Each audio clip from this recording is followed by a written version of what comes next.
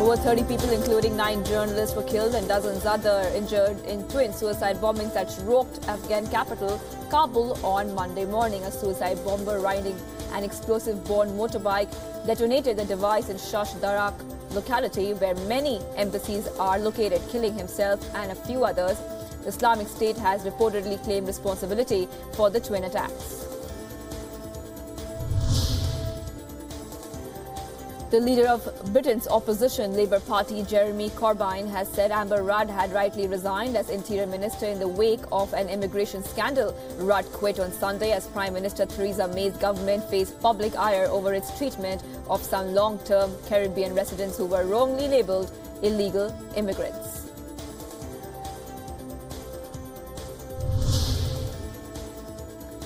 Newly appointed British Home Secretary Sajid Javid has said he will make sure long-term Caribbean residents wrongly labelled illegal immigrants are treated with the decency and the fairness that they deserve. The Prime Minister Theresa May appointed the former banker of South Asian origin, trying to draw a line under an immigration scandal threatening her authority as she negotiates Brexit.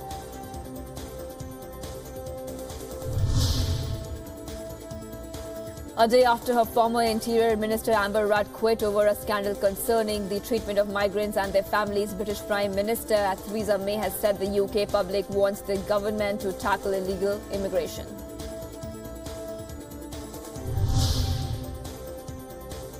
Arlene Foster, the leader of the Democratic Unionist Party that props up the government of British Prime Minister Theresa May, has said the European Union's chief negotiator needs to do more to understand the views of Unionists.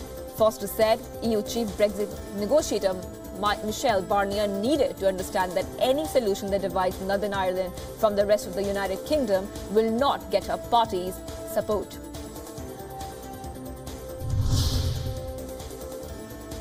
EU's chief Brexit negotiator has said Britain and European Union negotiator must make rapid progress on the issue of the Irish border by the month of June in an attempt to reach a final deal. In October, Northern Ireland will be the UK's only land frontier with the EU after it leaves the bloc. Both sides say they are committed to keeping the border with Ireland open, but finding practical solutions has proved elusive so far.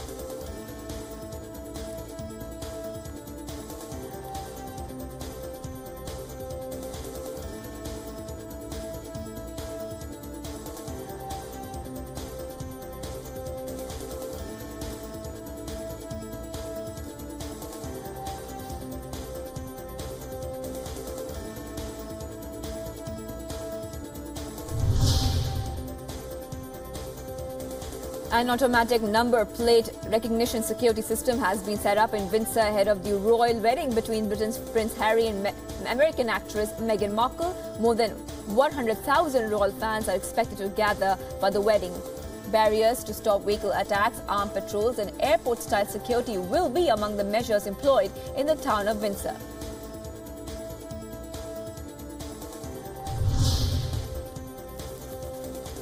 Syrian television broadcast a video of bulldozers removing sand barriers in order to open the road for buses to enter the besieged Yarmouk camp.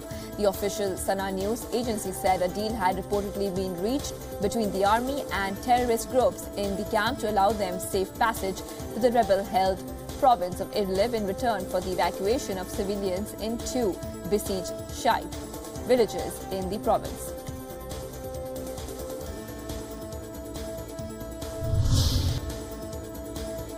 Amateur video uploaded to the social media appeared to show fire and explosions at a Syrian army base south of the city of Hama as the Syrian government reported attacks on a number of bases in the area. Syrian state media reported multiple rockets struck several military bases in the Hama and Aleppo countryside.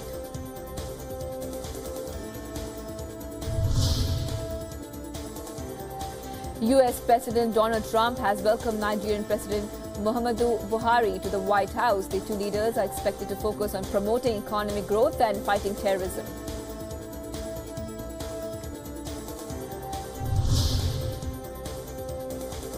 Dozens of Central American migrants from a caravan woke up in an early morning chill at the US-Mexico border as they evaluated their options for entering the United States. Men, women and children huddled under blankets on the ground throughout the morning. awaiting information.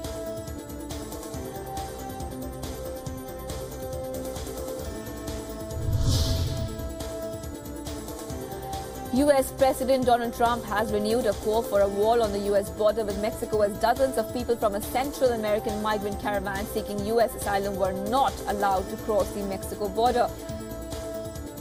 Out of 20 people in the group were able to reach the final fence at a busy crossing where they were watched by armed US border guards who did not immediately open the gate.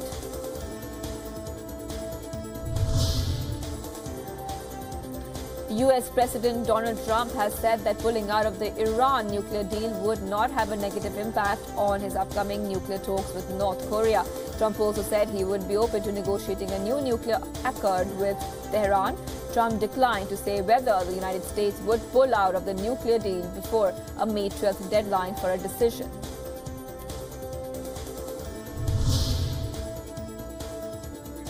Iran's Supreme Leader Ayatollah Ali Khamenei has hit out at the United States a day after the country's new Secretary of State Mike Pompeo visited Riyadh.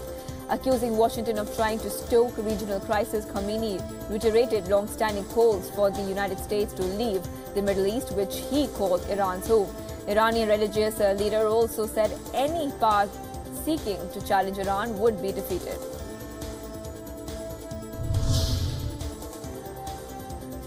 US President Donald Trump has said choosing the border between North and South Korea as a site for his expected meeting with North Korean leader Kim Jong-un could be the perfect backdrop if talks go well. Trump made the comments during a news conference held with Nigerian President Muhammadu Buhari.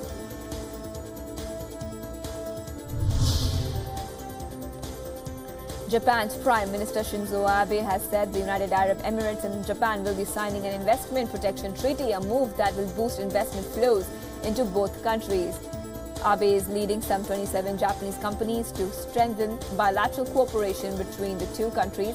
Non-oil trade between Japan and the UAE has touched $15 billion in 2017.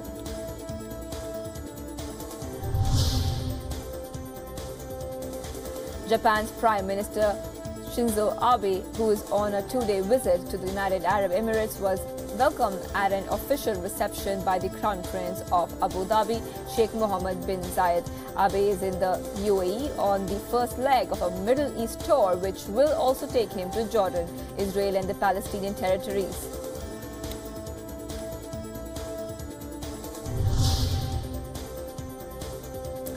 Bangladesh Prime Minister Sheikh Hasina has asked the UN Security Council to press Myanmar to take back hundreds of thousands of Rohingya Muslims who fled a military crackdown to take refuge in her country. Security Council envoys visited Hasina in the capital Dhaka before traveling to Myanmar for meetings with Aung San Suu Kyi and military commander-in-chief.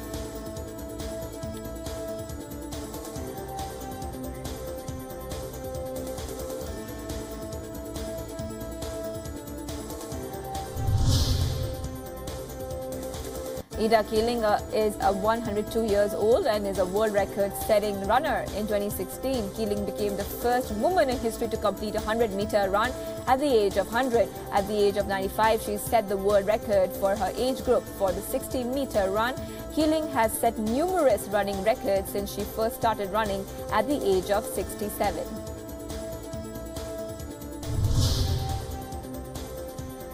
Toronto locals and officials mourn the victims of a deadly van attack that took place last Monday. 10 people were killed and 16 others injured after a driver plowed his rented white van into a lancha crowd on a sidewalk in Toronto. The mourning ceremony was jointly sponsored by the municipal authorities and community groups. Canadian Prime Minister Justin Trudeau and Mayor of Toronto also attended the ceremony.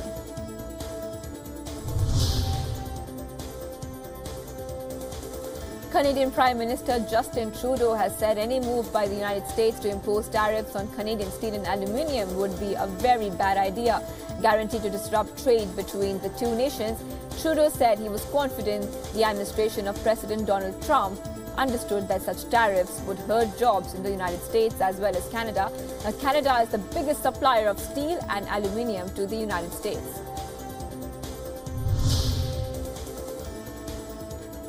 One day after Rohingya refugees in Bangladesh made emotional pleas to the UN Security Council, some refugees have said they will return to Myanmar if their demands are met. The United Nations delegation visited the refugee camps in Bangladesh and spoke to women and girls who recounted tales of atrocities in Myanmar.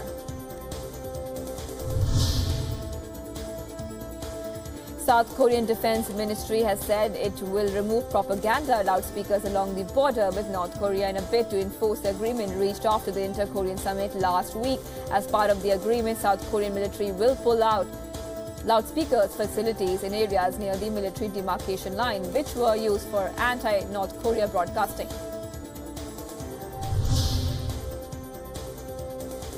Iraqi Prime Minister Haider al-Abadi has said the government will continue to strike terror groups Islamic State's positions inside neighboring Syria. Abadi insisted that Iraq will not interfere in Syrian affairs. Iraqi authorities confirmed they coordinated with the Syrian side to monitor and deal with terrorist targets based on the efforts of intelligence.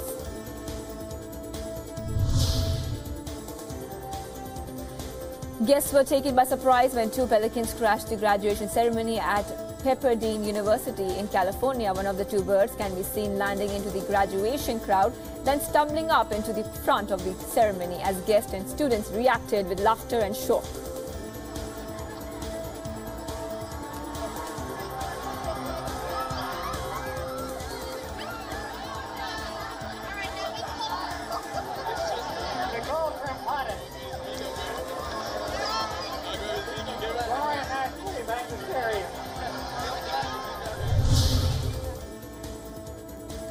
U.S. Secretary of State Mike Pompeo has urged the Palestinians and Israelis to resume political engagements. Pompeo also said he believes Israel has a right to defend itself in view of the recent violence along the Gaza-Israel border. Palestinians have rejected U.S. peace-making efforts since Trump decided to recognize Jerusalem as Israel's capital and move its embassy to the city.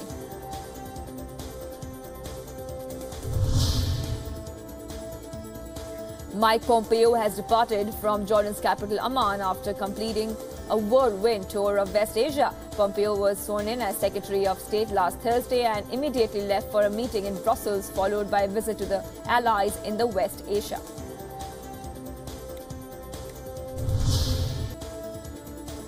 Hundreds of people have been treated due to the dense, foul-smelling smoke mixed with toxic dust erupting from a dump site fire in Myanmar's Yangon. The fire occurred at the country's largest dump site, which covers an area 120 hectares, having burnt on since April 21st and blackened over 40 hectares so far. More than 700 firefighters have been dispatched to extinguish the fire.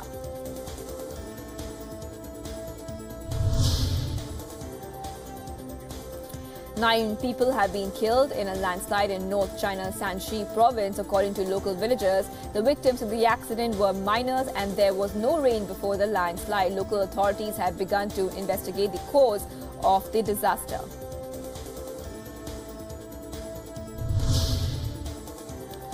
More than 1,000 pairs of twins from different countries are gathering at an ongoing twins festival in southwest China's Yunnan province. The 14th China Mojiang Tropic of Cancer International Twins Festival have attracted 22 pairs of twins from 10 foreign countries in addition to Chinese twins.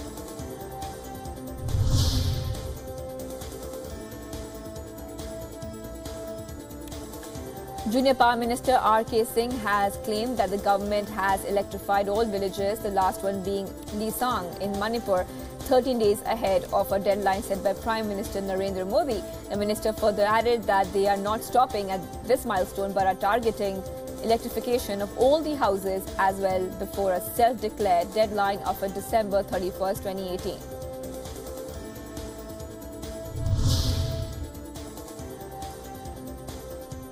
Music enthusiasts and local residents thronged Sufi Music Festival organized as part of the 3-day theatre festival in Kashmir's summer capital of Srinagar.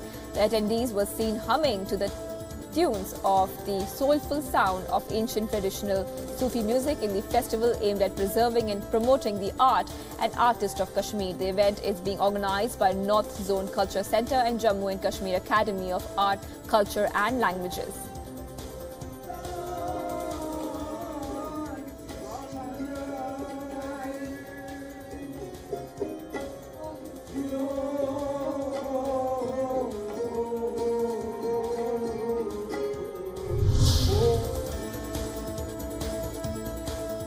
The security forces have gunned down 2 terrorists in an encounter in Kashmir's Pulwama district. The forces launched a cordon operation after a tip-off about presence of some high-profile terrorists in Drabgam area of the district. The hold-up terrorists are fired upon being cornered, and a top Hizbul commander identified as Samir Ahmed Bhatt and his associate were killed during the ensuing gunfight.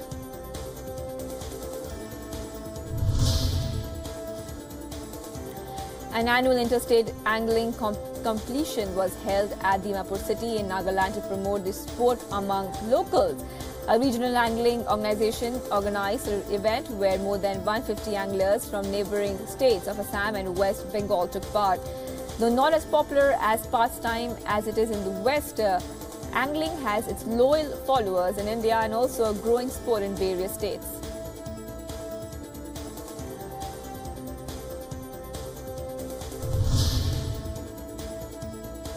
People in parts of India continue to bear the brunt of scorching heat as temperatures soared to over 45 degrees Celsius in most places.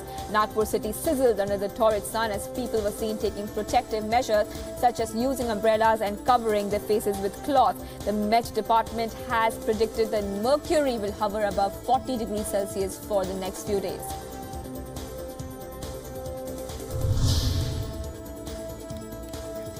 The doors of Badrinath Shrine in Uttarakhand state was thrown open to devotees on Monday after a gap of 6 months due to snowfall. The doors opened for public as army bands played bagpipes and local women rejoiced at the reopening of the shrine.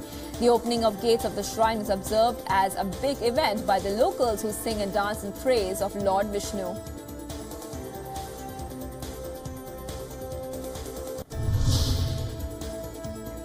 American actress Meghan Markle will have to give the life in the UK test as part of the procedure to acquire British citizenship after her marriage to UK's Prince Harry. The test features a set of questions covering everything from history and literature to customs and politics of the UK. The couple will get married on May 19th.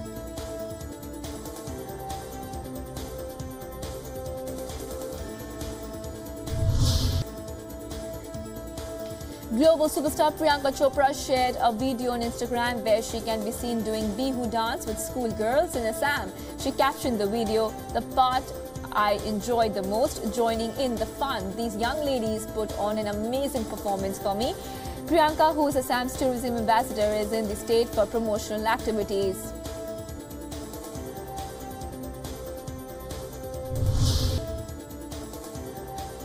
Actress Jennifer Lawrence attended an art ceremony co-hosted by her namesake foundation in her hometown on April 29. Lawrence was a presenter at the annual awards in the arts event honoring local groups and artists. The event was co-hosted by Louisville-based Fund for the Arts, the Jennifer Lawrence Foundation and Churchill Downs. Now, Lawrence Foundation supports a variety of Louisville area charities.